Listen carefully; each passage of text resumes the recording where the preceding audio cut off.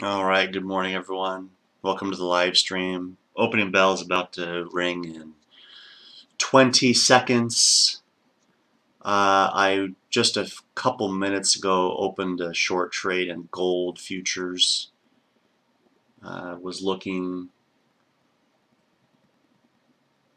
like a good play. It's letting up a little bit now, and the opening bell just rang. As I mentioned in the Video Edition Traders Espresso, the Dow futures, the futures, U.S. futures, index futures have been pointing up, as you can see, on the easing of fears about a trade war. I personally don't buy it. I don't necessarily think that the all clear has been signaled just because Ray Dalio comes out and says it's for political show. I suspect that he may have said that. There was a headline that came out yesterday that I think there was a couple of different ways it was being interpreted. CNBC got it wrong. I think Bloomberg got it right. That Trump would drop the tariffs if uh, if uh, if they could arrive at some kind of a fair agreement on NAFTA. Now that was the CNBC portrayal. The more accurate portrayal, in my opinion, from reading both articles, was that Trump's statement was that if they got a fair NAFTA agreement, that they could exempt Mexico and Canada from those tariffs. Not that he would drop the tariffs altogether. So CNBC interpretation was that the tariffs were for political show just to arrive at a better NAFTA deal. Now, you know what? Maybe they were. Maybe that was a part of it, but I don't think that's all of it. I don't think that was all of it at all. Gary Cohn is convening. For the people that aren't taking the tariffs seriously and just dismissing it as political show, there's a whole lot of people that are taking it more seriously. Goldman Sachs has come out and said that they thought it would be very damaging to the economy. Gary Cohn, Paul Ryan has come out and said that he's opposed to it, that he'd like to find a way to avoid it. Gary Cohn has stepped in and said and has convened a meeting that's supposed to occur on Thursday with some business leaders in the industries in the hopes of blunting or halting the tariffs altogether. The EU has stepped up as the first entity to come out with a list of retaliatory tariffs. Blue Jeans is on the list. Bourbon whiskey is on the list. And there's one other thing that escapes me. I can't remember off the top of my head. Point is, though, that the EU is talking about retaliation, and now Trump had, not to be outdone, President Trump has come out and said, well, then we're going to slap a 25% tariff on European auto imports. So this does not sound like de-escalation. Of course, none of us can really say for sure until the tariffs are actually enacted, until the order or whatever is required would be signed.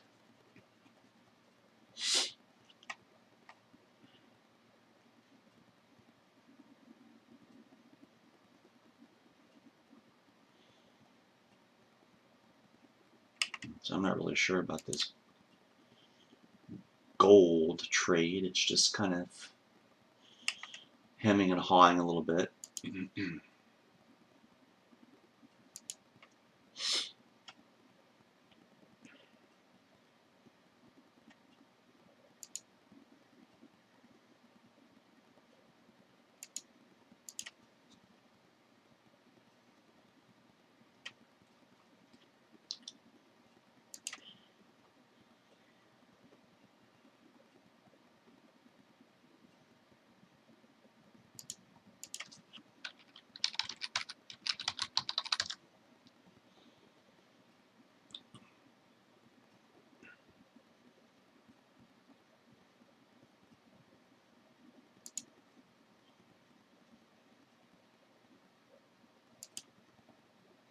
Now, I'm not exactly sure why gold would have rallied earlier. I mean, yes, the dollar is soft, but I'm seeing it rally more.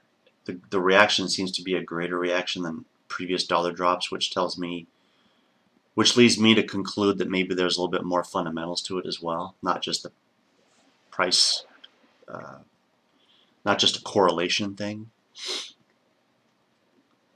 But I'm not seeing anything in the news that really would. If it's a flight, it's not a flight to safety trade. If it is, I'm missing what the headline is.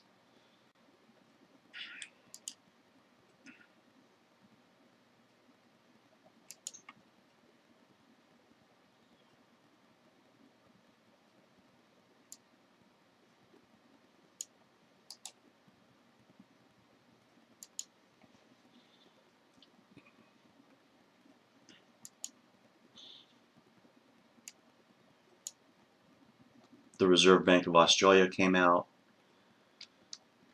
last night and held their rate steady.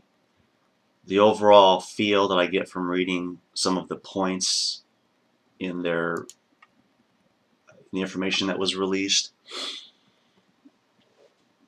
there are hopeful signs. There's positive data points in the Australian economic data, but to raise rates would run the risk of choking off that data. So Australia is still in the camp of central banks that is not ready to talk about exiting their quantitative easing, is kind of my take on it.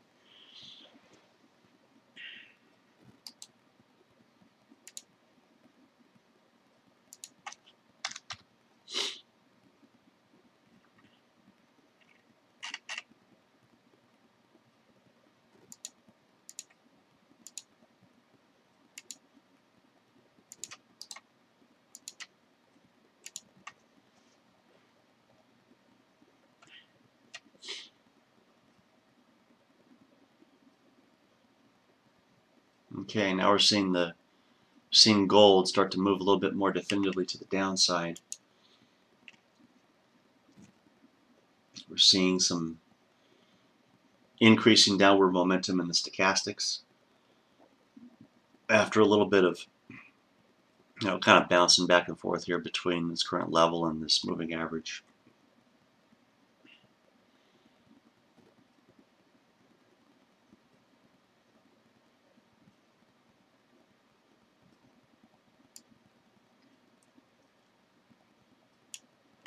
I think I'm going to get out now.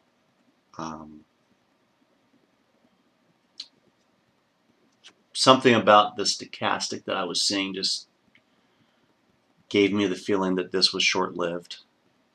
There was going to be a little bit of a reversal before heading back. I was targeting this moving average here.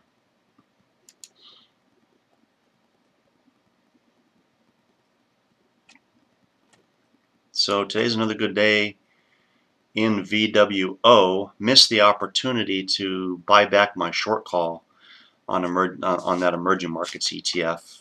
Should have done that a couple of days ago.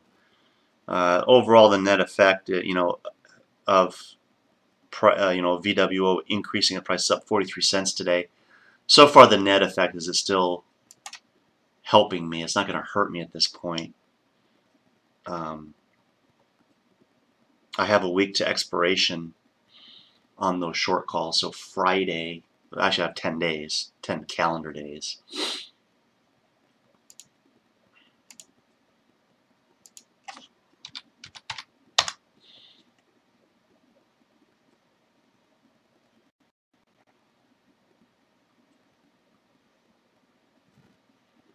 So this is where VWO is right now. So it's really not going to hurt me.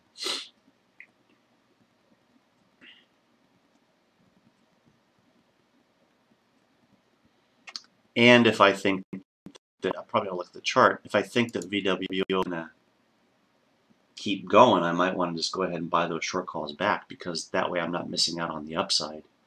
It's not hurting me, but it's not helping me either.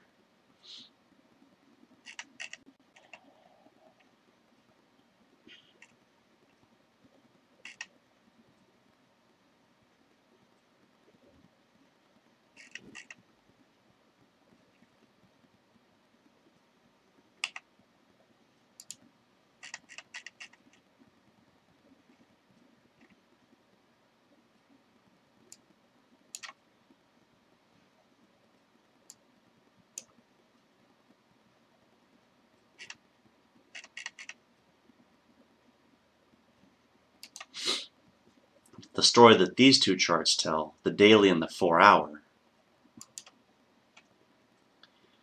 is, yeah, it's probably time to think about buying that back from a technical standpoint.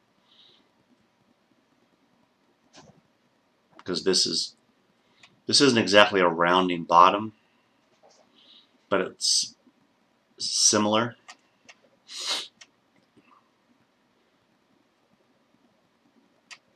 And it seems to have tailwinds behind it, so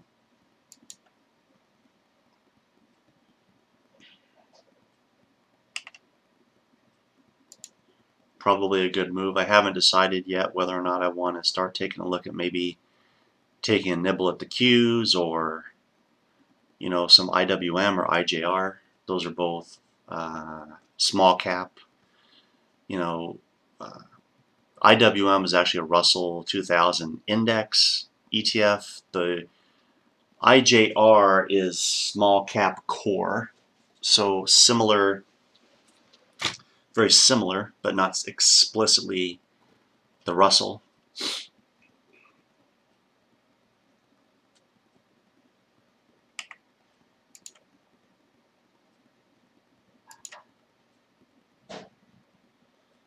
Yeah, good thing I got out of that gold, because look at this now.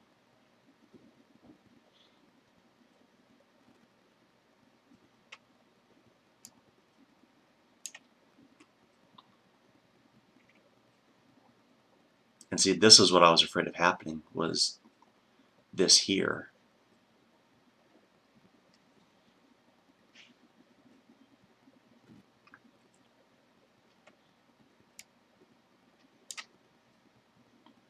So maybe let's check in on our indices.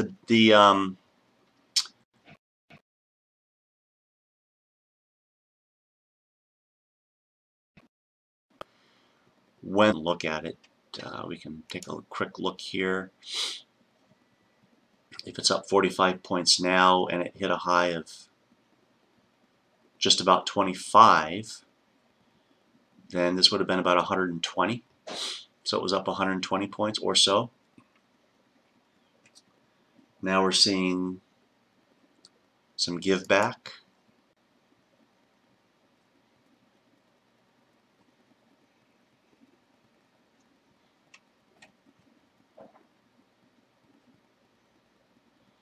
Right now the NASDAQ is the strongest. It appears to have given back the least.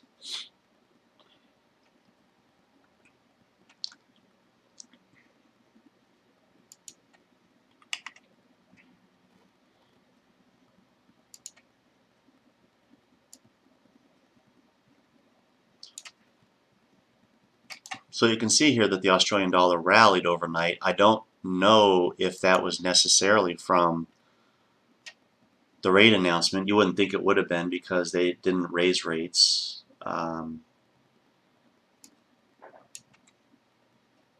So unless there was some bullish comments in the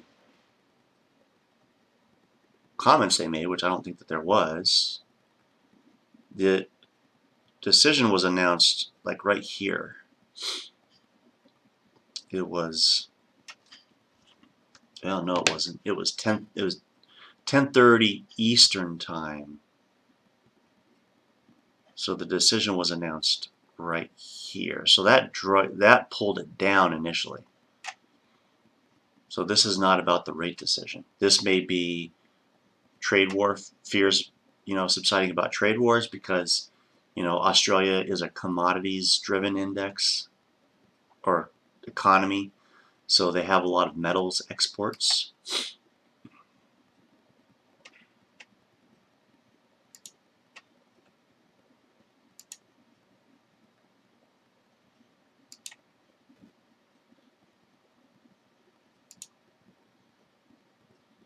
But as far as excuse me, drawing trend lines,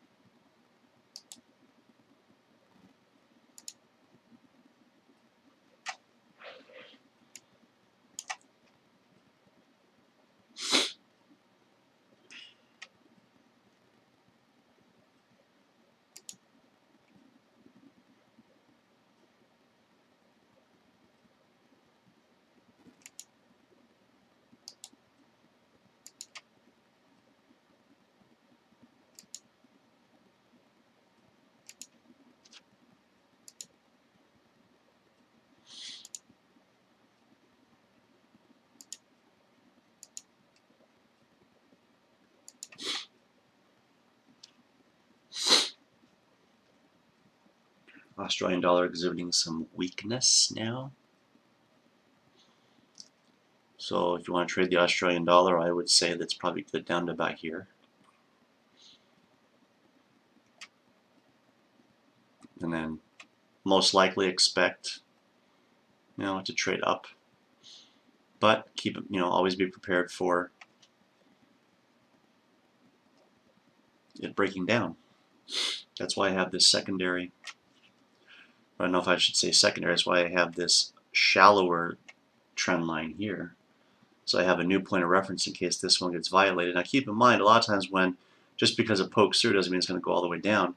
Sometimes it'll now just stay here, but now this is resistance instead of support, and it'll just trade like this.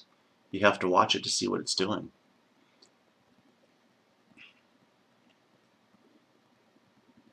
One thing that you do know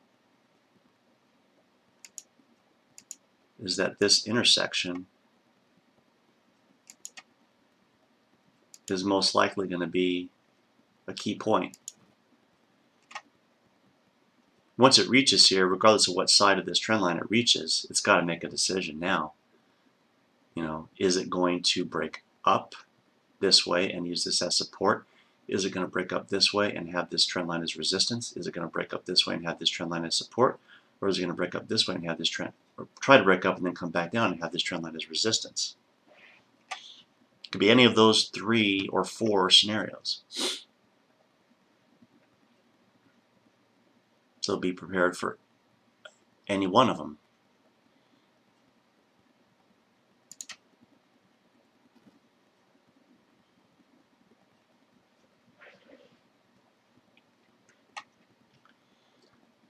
British pound.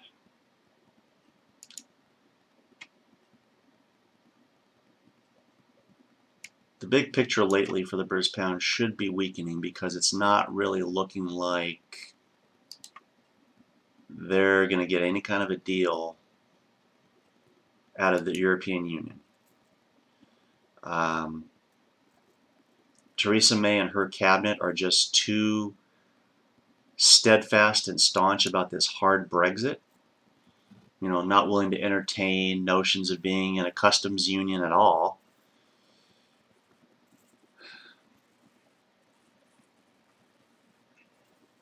So I know that if you're a business leader in the United Kingdom, you got to be very frustrated. It's so bad that there are some that are actually calling for a second referendum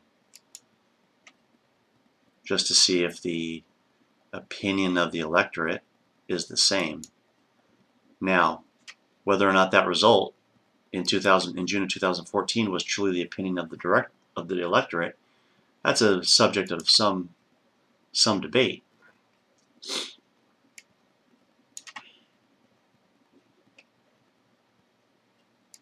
It's widely believed if people actually understood what they were voting for, that there would have been a very different result coming out of that referendum. And they're probably right.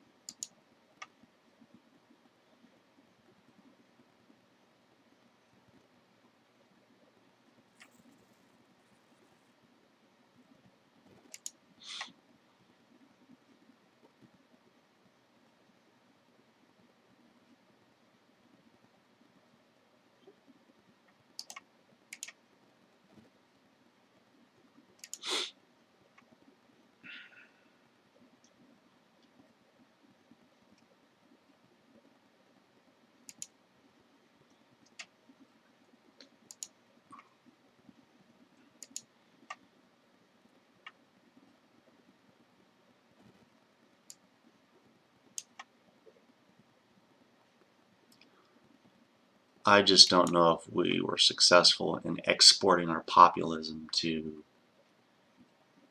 the UK. I mean, it's possible. You're hearing about that in a number of countries. You know, look at the Italy, the Italian election, the anti-establishment and the anti-immigrant parties both got a larger share of the vote than they might have in past elections, past parliamentary elections.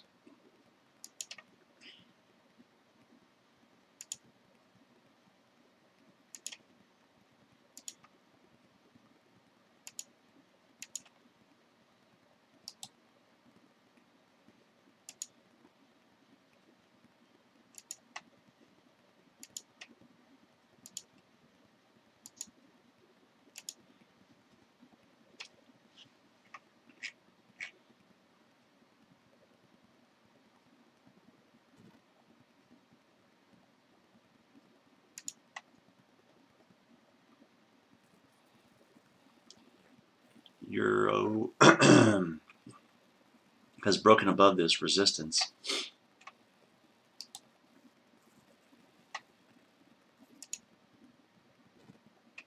I think there was some good economic data that came out overnight.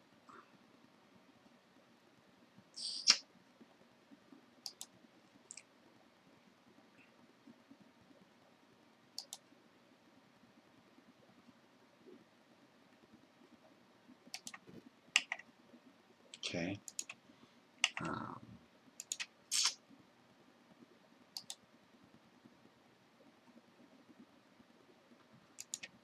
Nothing like a good technical difficulty to get your morning started. While we're waiting on that, let's take a look at what may have come out overnight.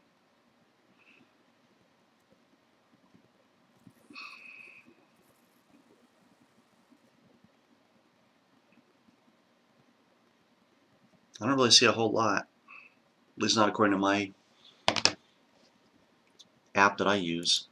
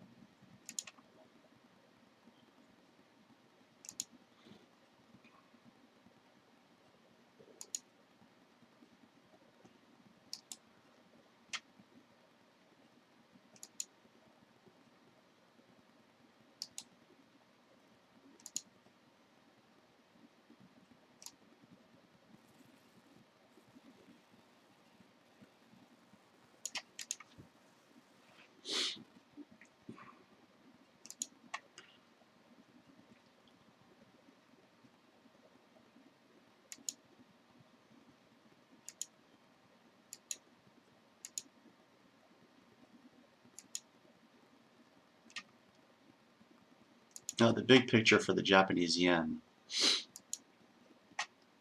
has been one of strength recently. You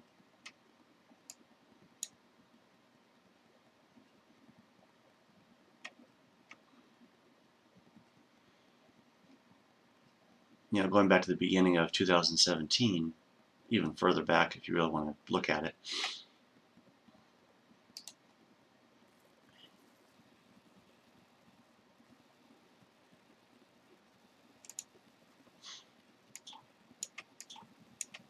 I think the fact that, you know, Governor Kuroda, who's the governor of the Bank of Japan, you know, on Friday explicitly talked about exiting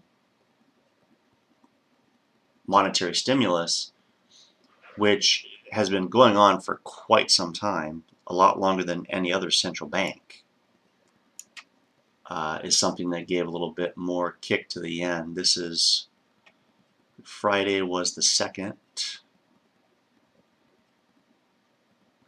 So it helped it on Friday a little bit, but not so much on Monday.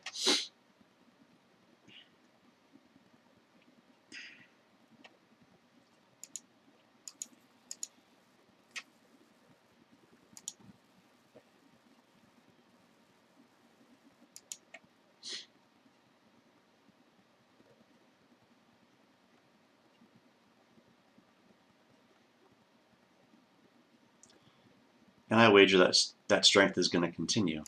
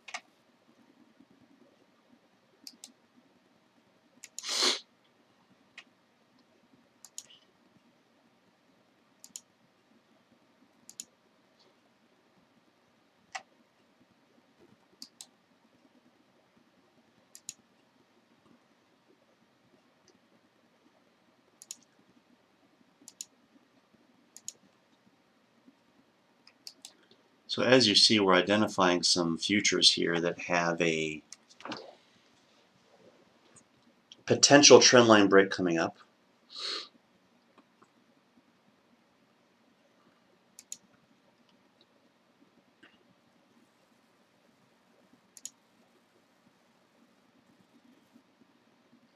And what I like to do is to have this, call it whatever you want, dashboard, that I can look at out of the corner of my eye and I can see, oh, the yen just broke below this trend line here. Maybe I should, maybe that's a play.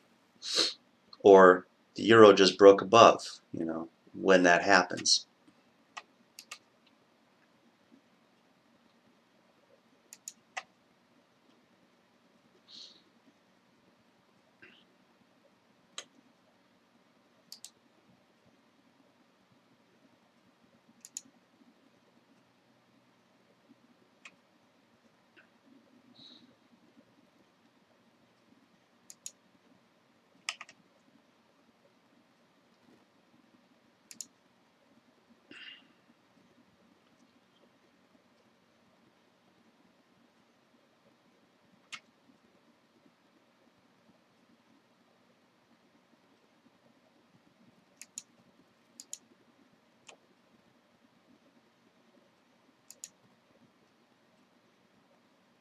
Oops. Let's change it to the right tool.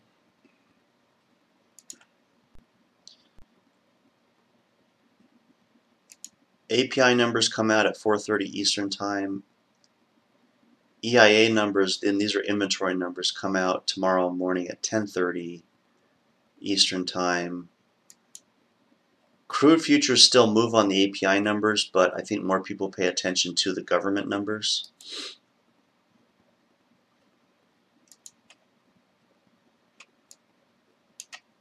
It may also have to do something with the fact that when the API numbers come out is technically after hours. It's a half hour after the cash markets close. Technically the crude commodities market closes earlier, but I'm talking about this. Most people pay attention to the stock market.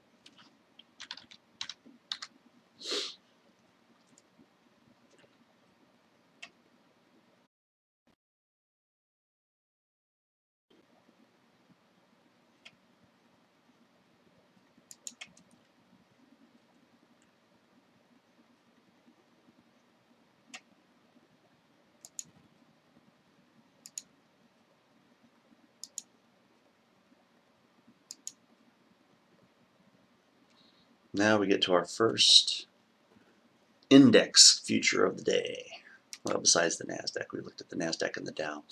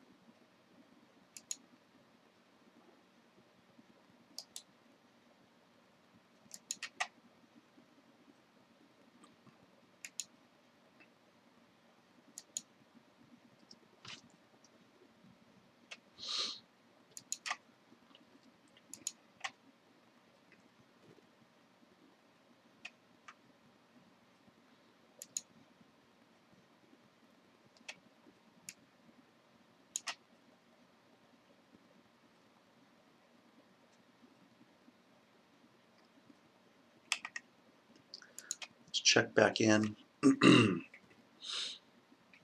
So this rally has faded in the Dow and the Russell and the S&P. So the NASDAQ 100, the NASDAQ Composite are the only ones really holding up right now.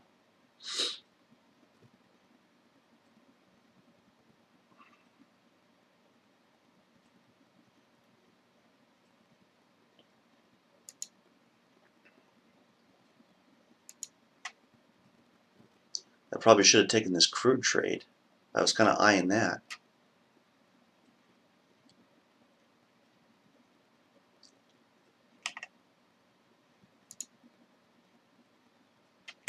And now we've got the S&P futures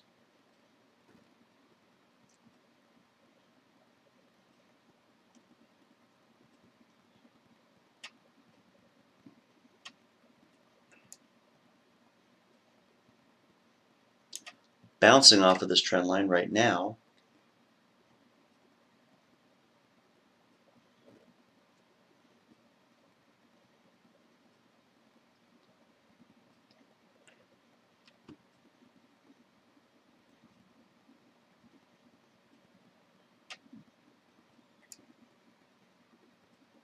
I'm not sure the stochastics favor a bounce.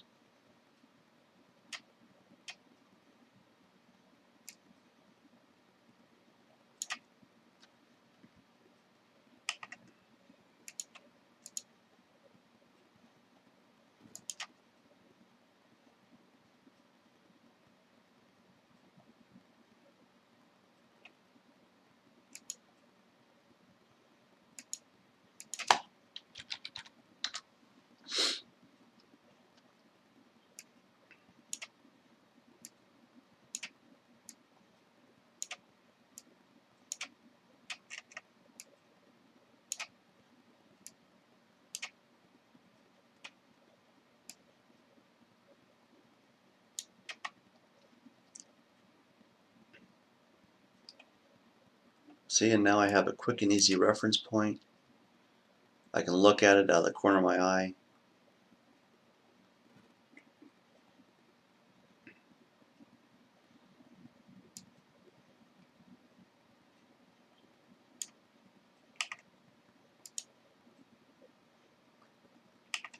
That's called being in the right place at the right time, hopefully.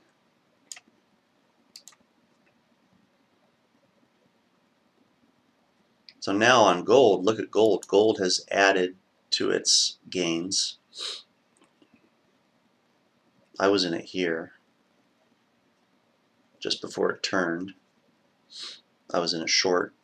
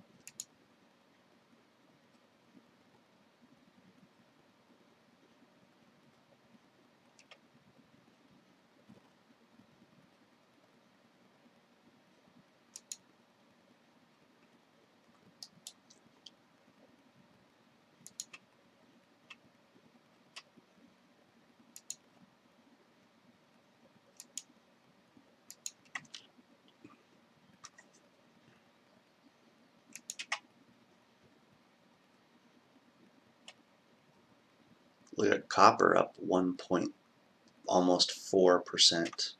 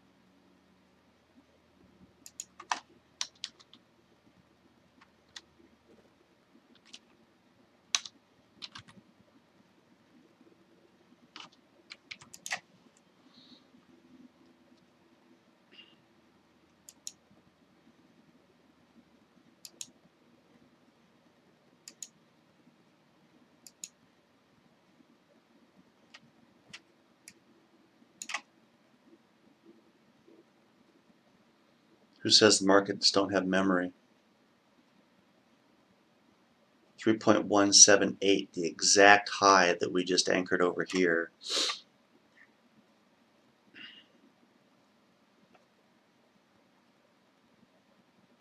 That's why drawing levels of resistance and support can be helpful.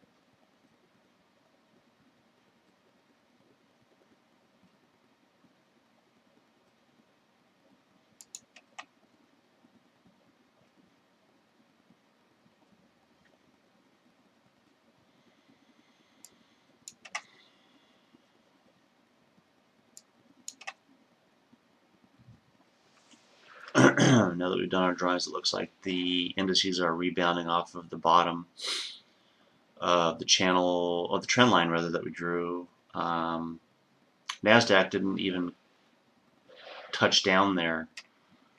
The S&P was the one I first observed that with, and actually the S&P a little bit different. It actually broke through. I don't know if that's because I drew it, I drew the other trend lines later, so I was accounting for that. Possibly accounting for that.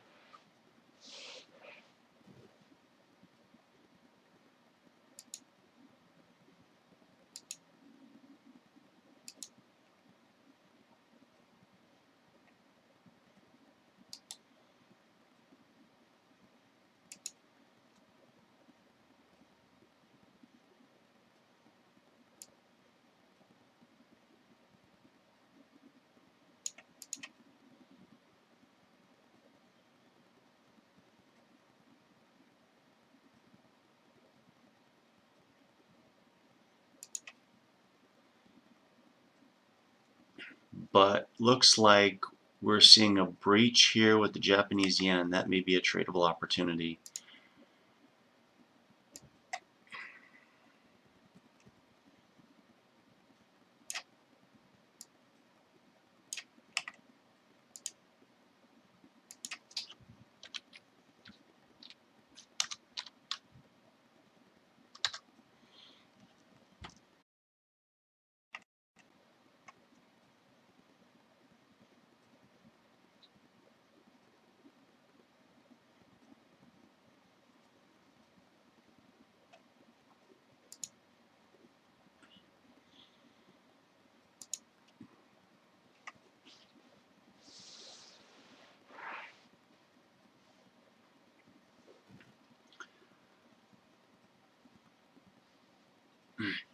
And right now it's going to trade between the 250 and, if this is whatever this is, the 90 or the 100 moving average.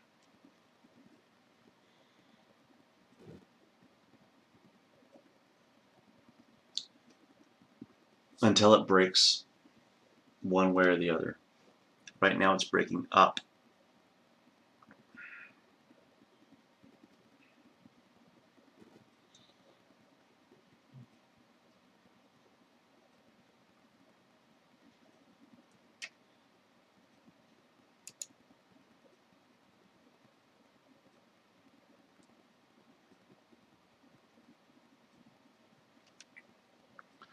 So what I'm thinking is this is a trade up to this upper trend line and then play a bounce. Bounce down off of that.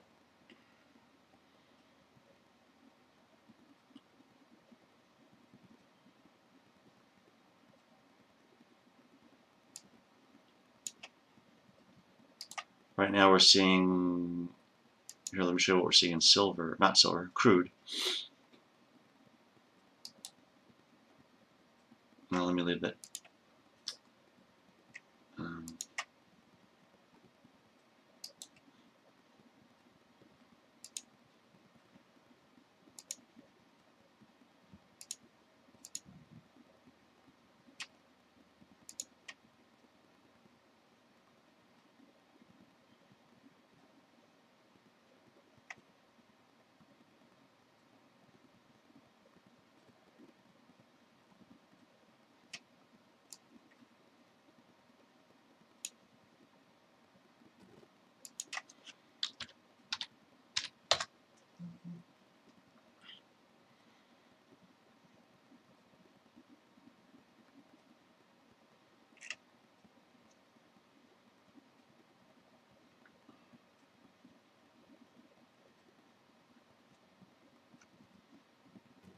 Crude may have some legs here. It does have some resistance it's got to get through.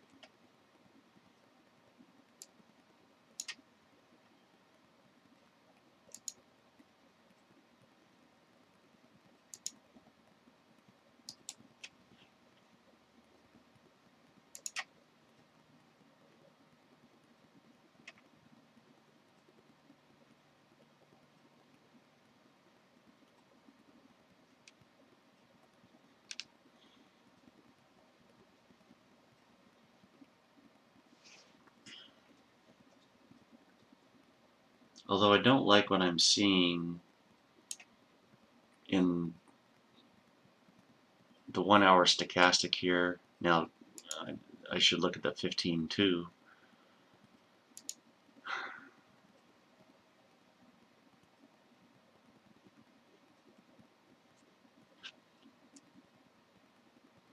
And it may be signaling.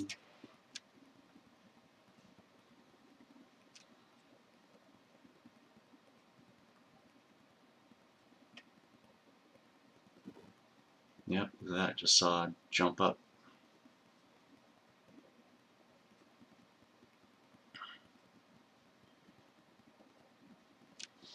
Now the yen's breaking down.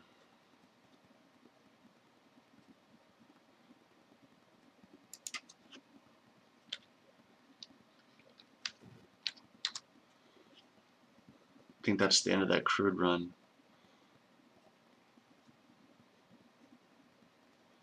So again, the yen is between, two moving averages.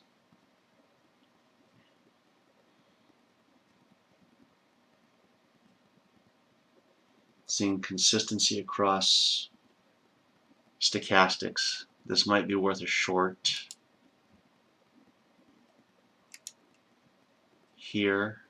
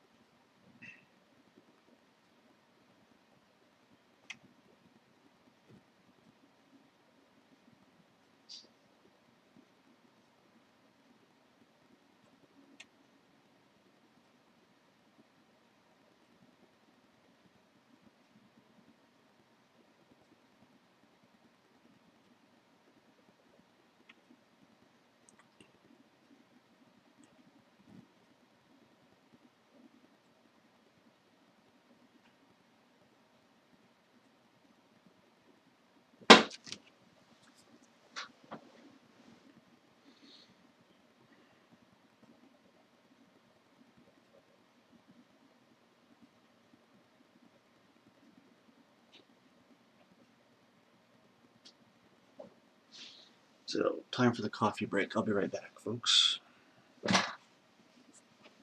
It's 8:30, 10:30 Eastern.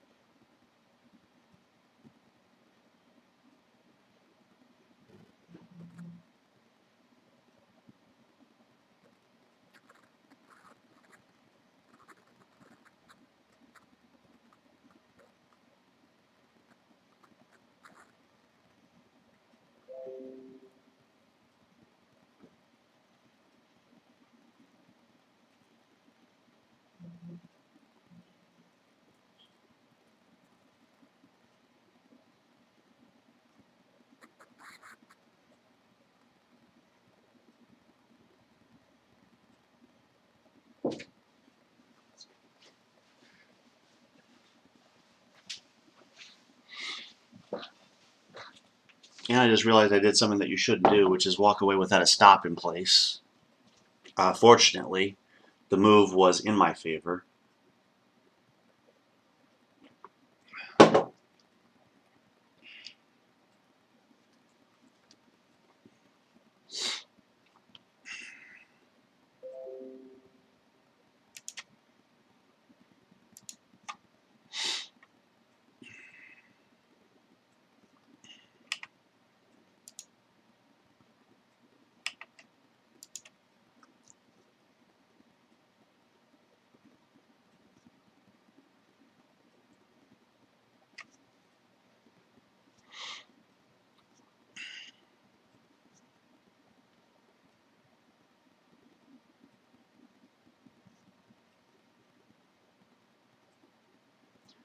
The downward turn in the whatever this is 9-period MA is good.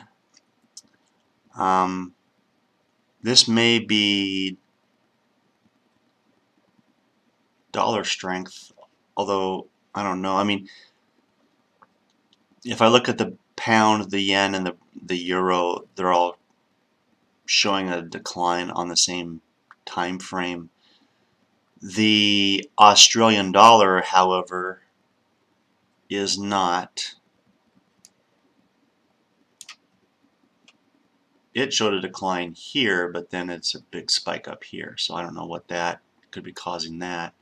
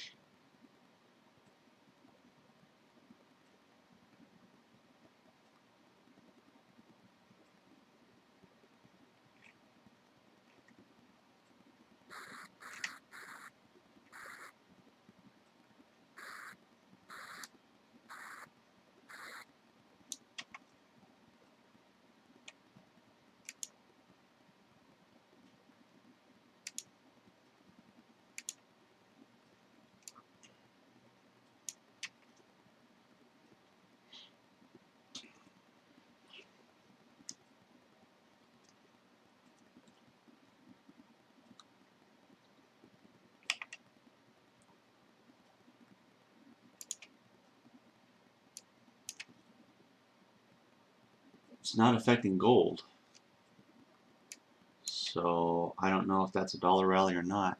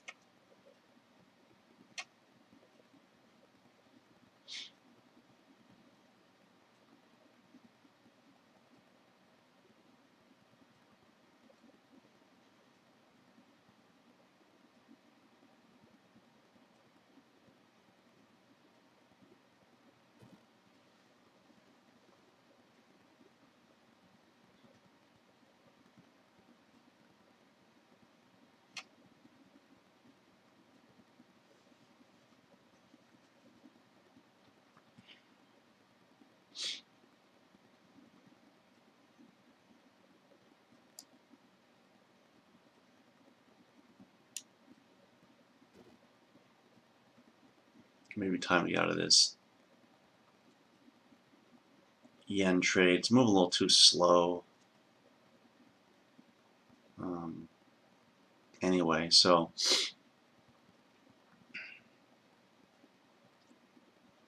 crude oil is doing something interesting here. It traded up, and now it's kind of hugging this resistance line.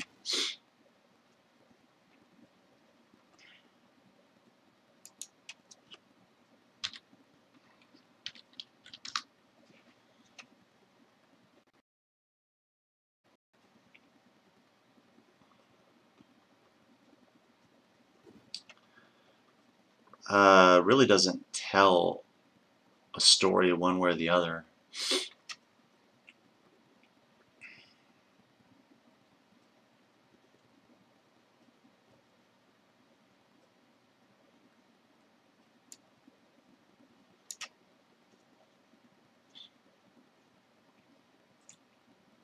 What I'm wondering is if it doesn't slide down, if it isn't a slide down here to resist, to support rather.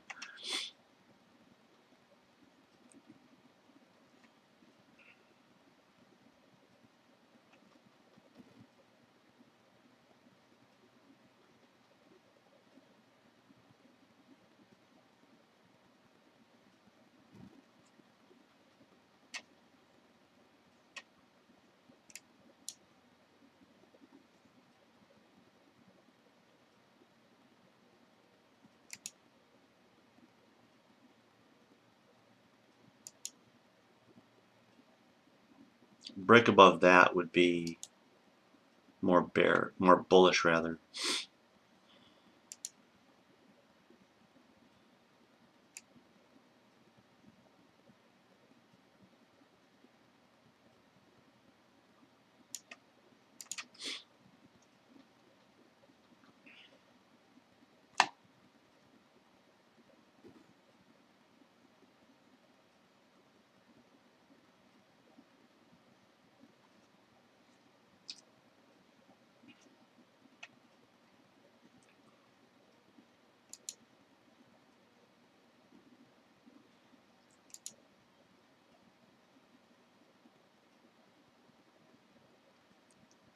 I think the overall picture being painted is more of a bearish one. This is the 1 hour.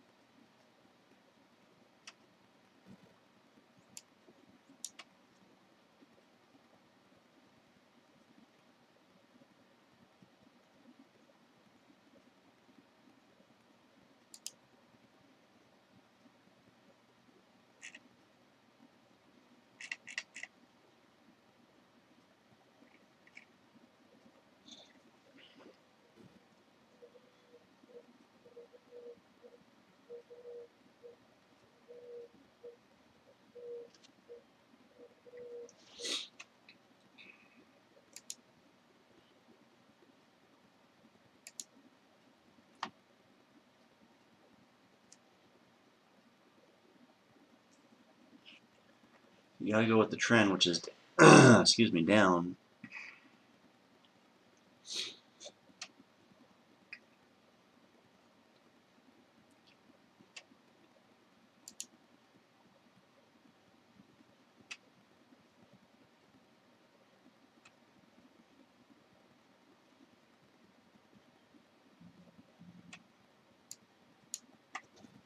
Okay, no. Could have gotten a little bit better trade location, but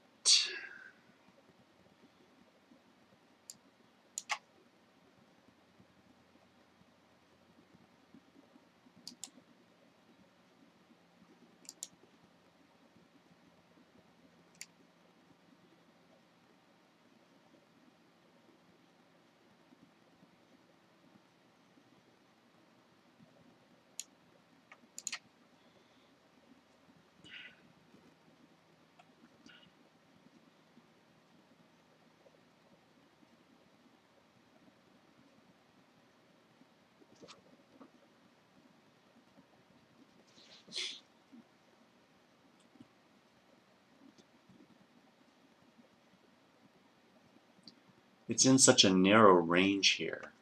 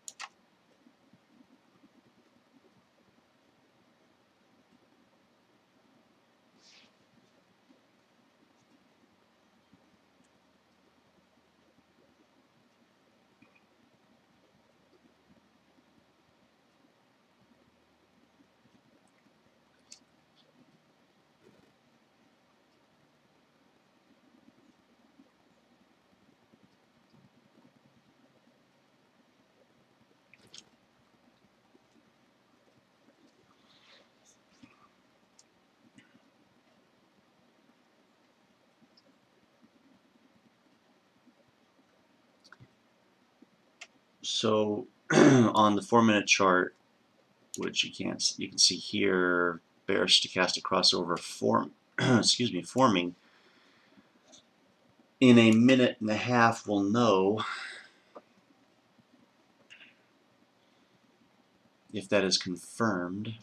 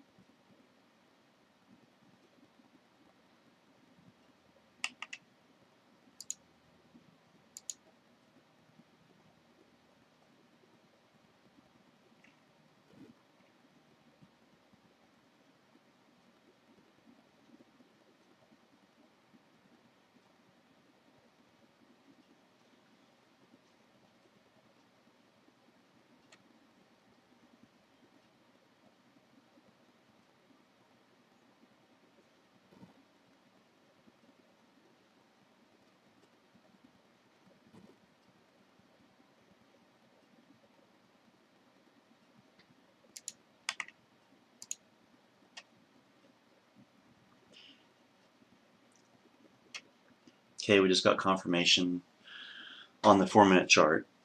Now we just need the follow through.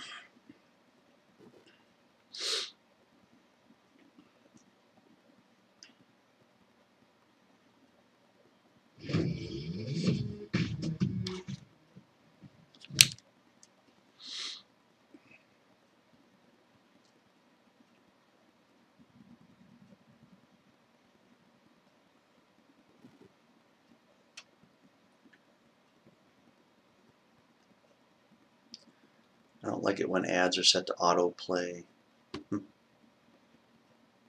I had an extension on my browser that would prevent that, but it was so laggy that I had to remove it.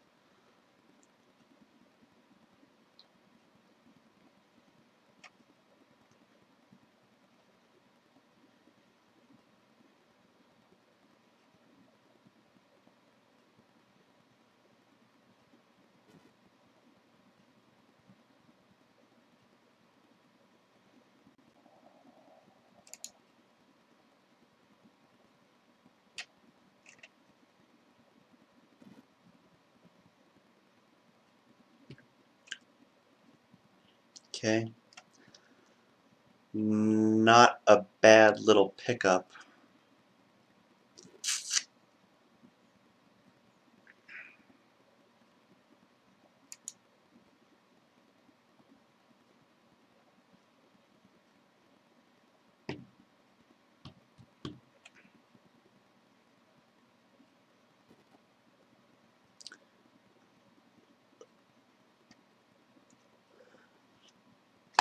VWO has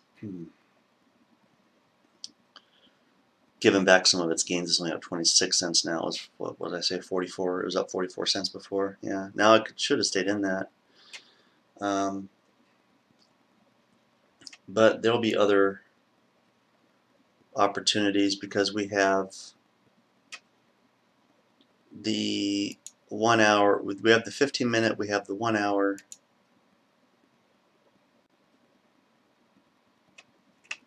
Lining up.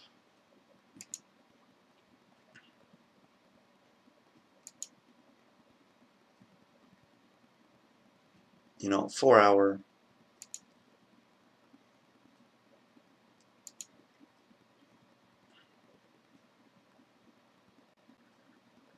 That's a little iffy.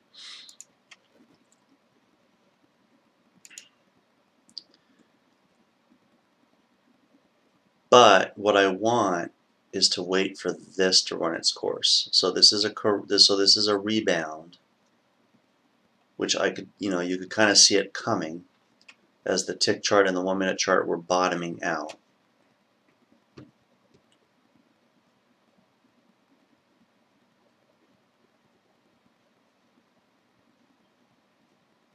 But I do believe that this is worth keeping an eye on. Now, something that I just caught out of the corner of my eye is another decline in the index futures.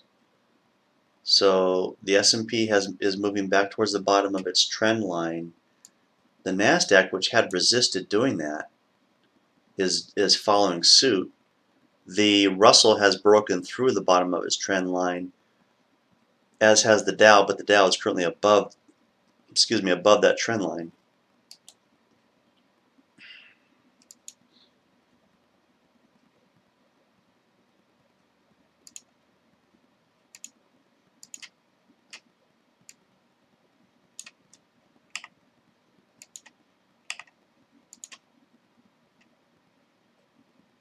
Okay, so this is interesting. So now in the cash markets, the Russell and the Dow are both negative. The S&P is basically flat. The NASDAQ and the NASDAQ composite are still positive, but off of their highs of the day. And we see the same thing in the futures market. So the Dow and the Russell futures are down. The S&P futures are flat.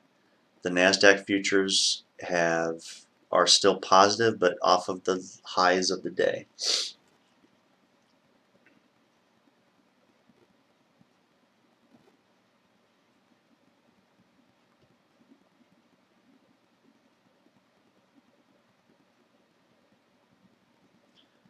Volatility is now positive. Volatility was down before, it was negative. So volatility got a little bit of a jump.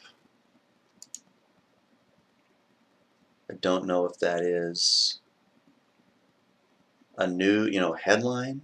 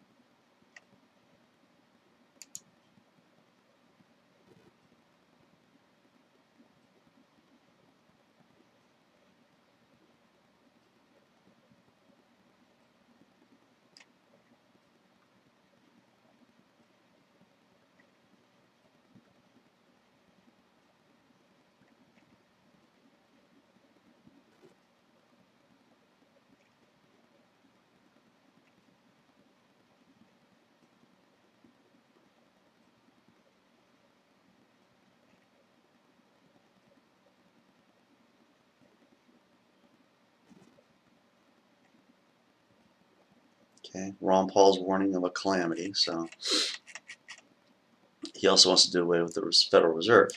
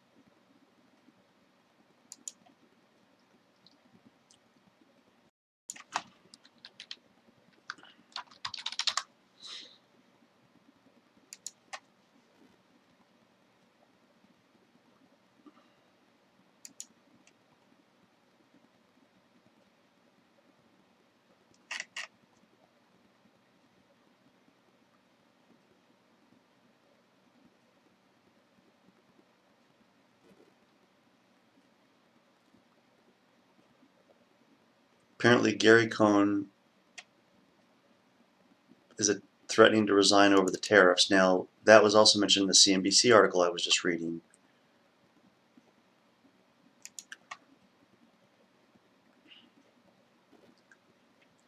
Who knows how reliable that is? We do know that he was brokering that meeting.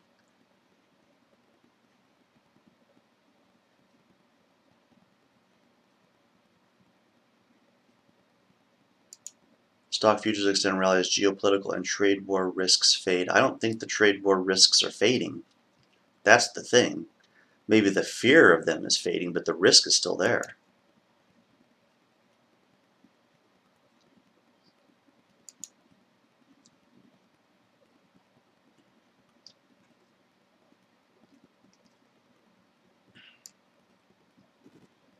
Getting a more definitive move down in... Oh, that's not crude. That's the Dow. My bad. But down to trendline resistance. Although that's not the right trend line. Let me get the right set of drawings up here.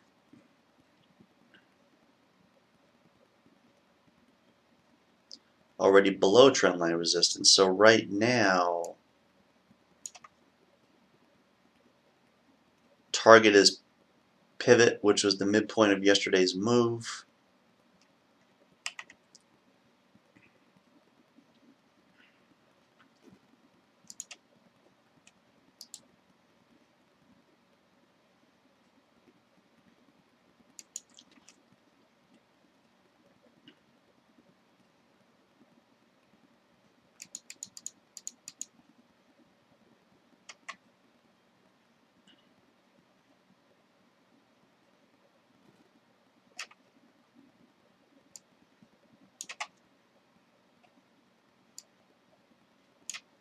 So if I want to identify levels,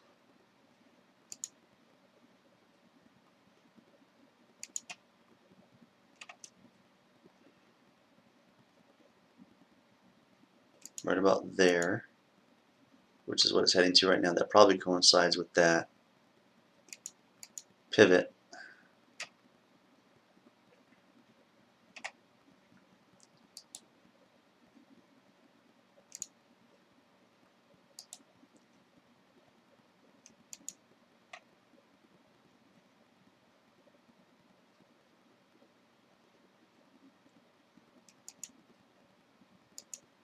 And then probably there.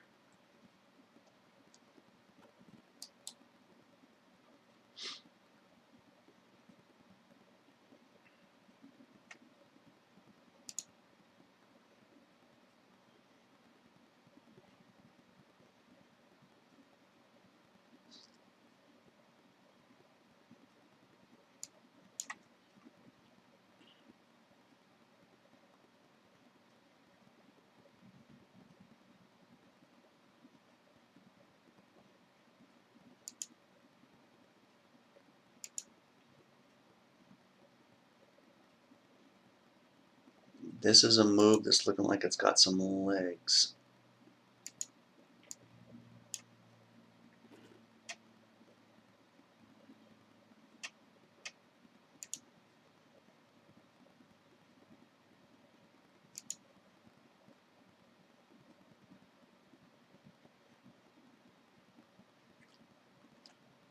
Normally I'm concerned when you see this bottoming, but we have also seen it where it can stay in an oversold condition for quite some time if there's enough downward momentum on it.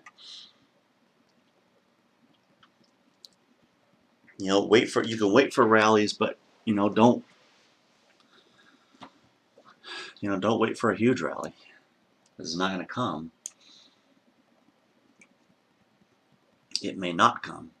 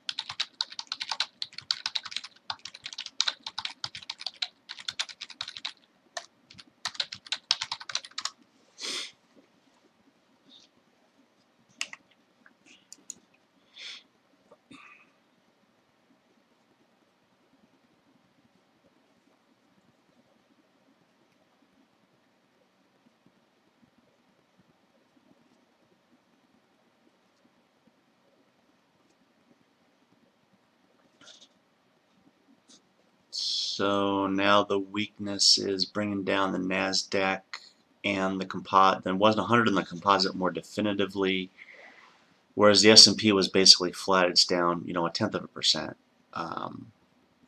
The Dow's down 72. The Russell's down 0.4% in the cash markets.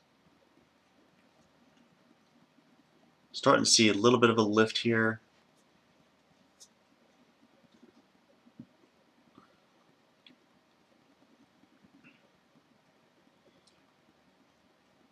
So yesterday, now I made the observation yesterday that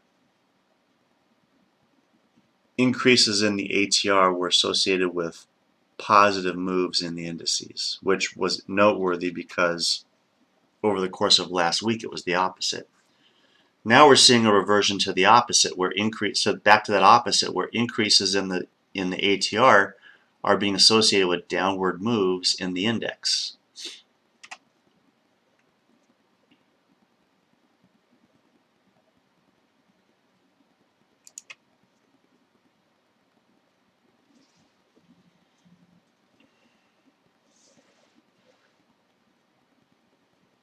Oh, come on.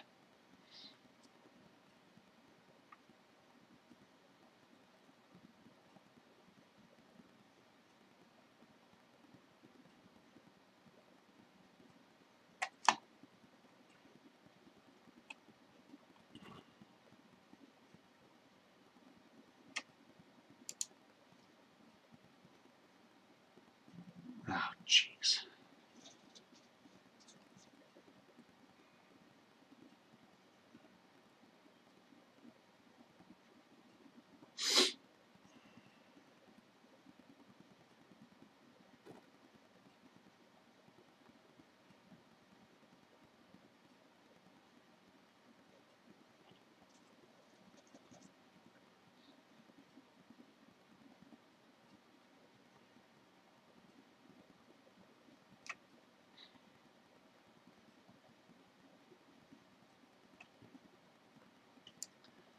Now actually that we've had a chance to let some bars form, this is looking more like bottoming. This back and forth is characteristic of, which I saw it Friday earlier in the day. Now I'm not saying that it's all up from here. I'm just saying that this pattern feels the same.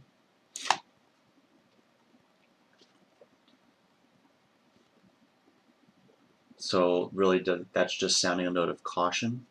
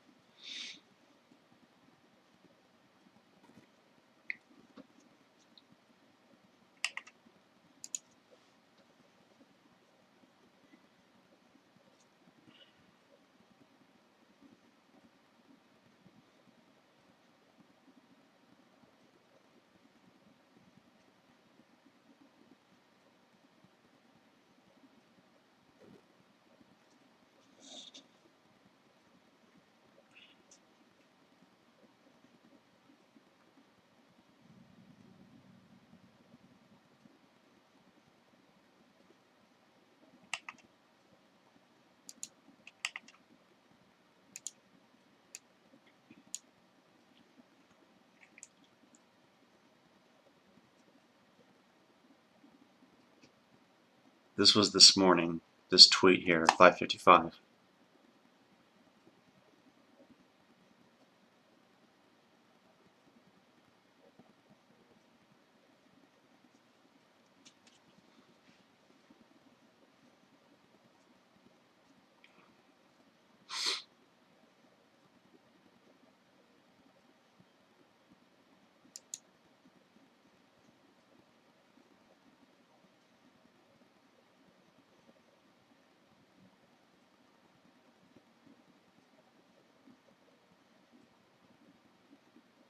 So anyway, that's the political stuff.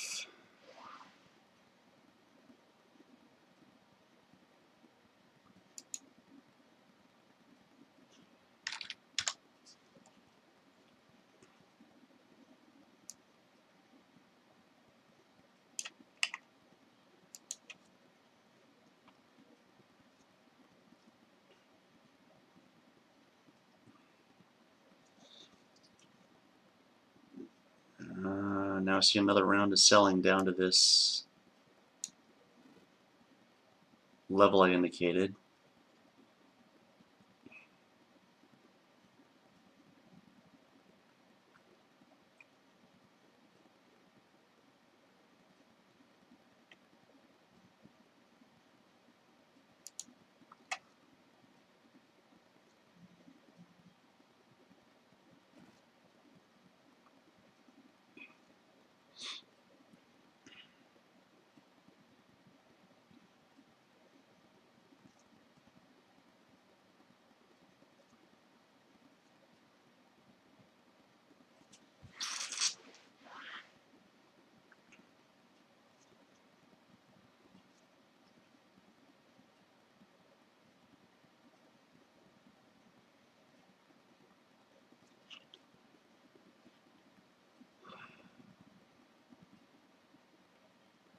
I don't know what it is. My timing with the index futures lately have been impeccably bad.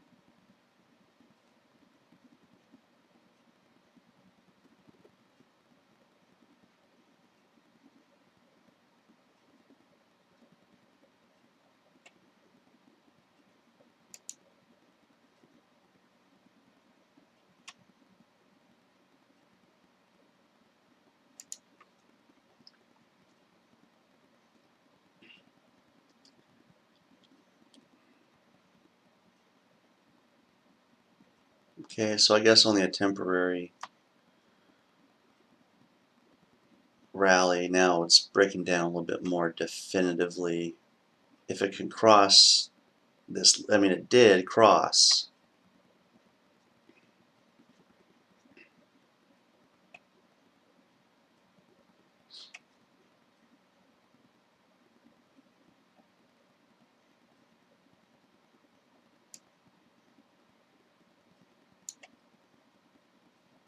You know, the real question is, okay, can it stay down there?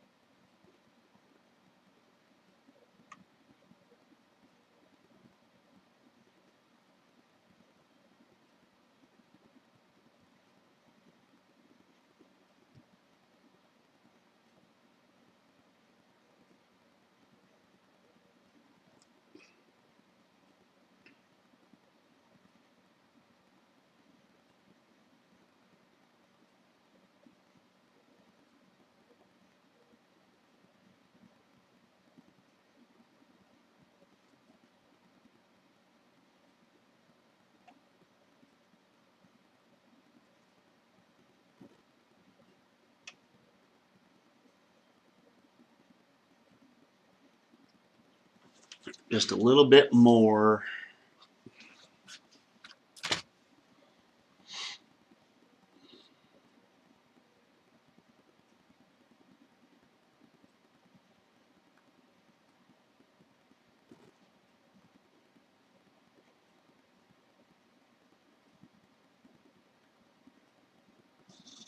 It's frustrating when you get a touch and no fill.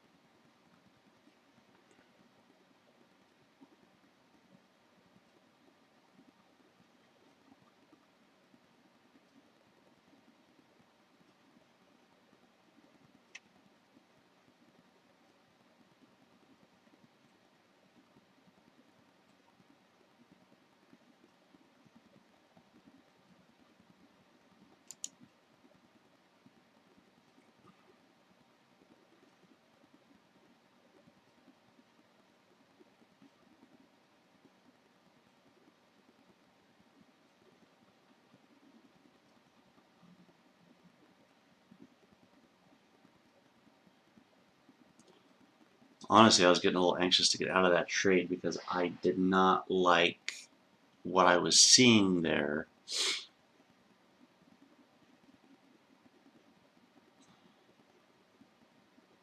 In terms of it just feeling too much like bottoming.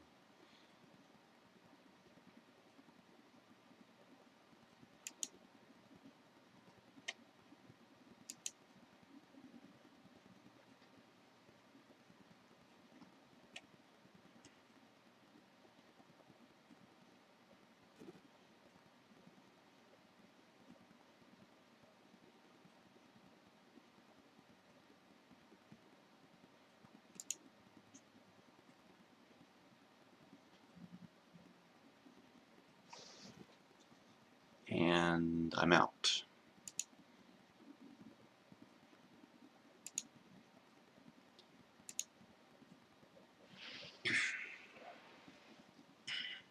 That is the, oh, come on. Gets back to, you know, the whole idea of selling into strength and buying into weakness. So that includes, if you're short, buying it back.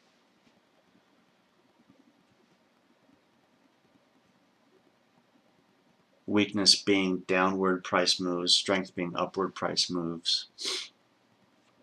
Buy into, you know, sell into strength, buy into weakness. So it's counterintuitive for a lot of people to buy when the price is going up, or to, oh, hold on,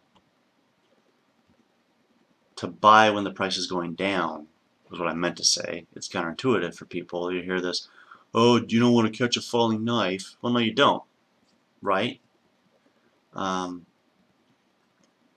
But you also don't want to chase price up either. That's how people lose money as well. Buy high, sell low. It's not the idea.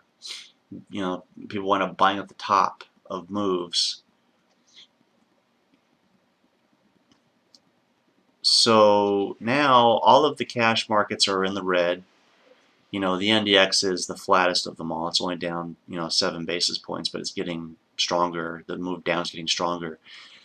The NASDAQ futures are basically flat, but all, you know, all the futures are down. All the in cash markets are down. The volatility is up.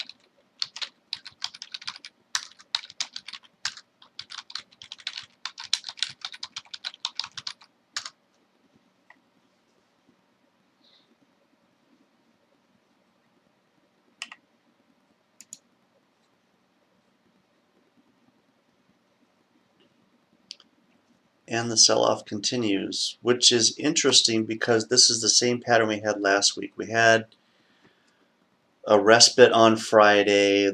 The rally continued on Monday.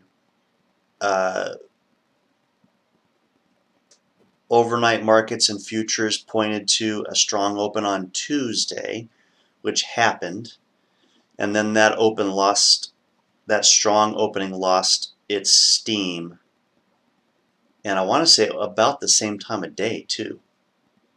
It almost seems like the Tuesday fade happened maybe a little bit earlier in the day.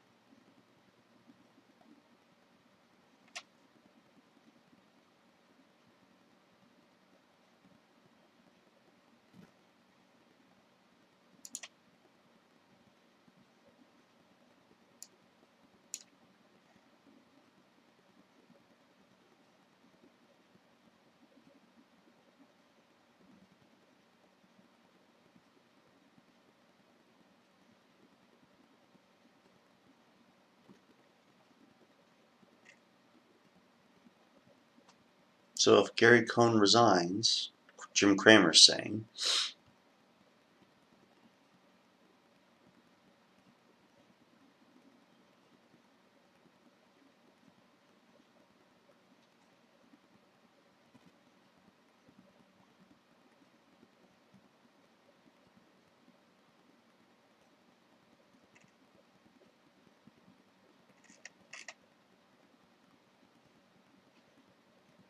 of course, when is that? This is from Friday.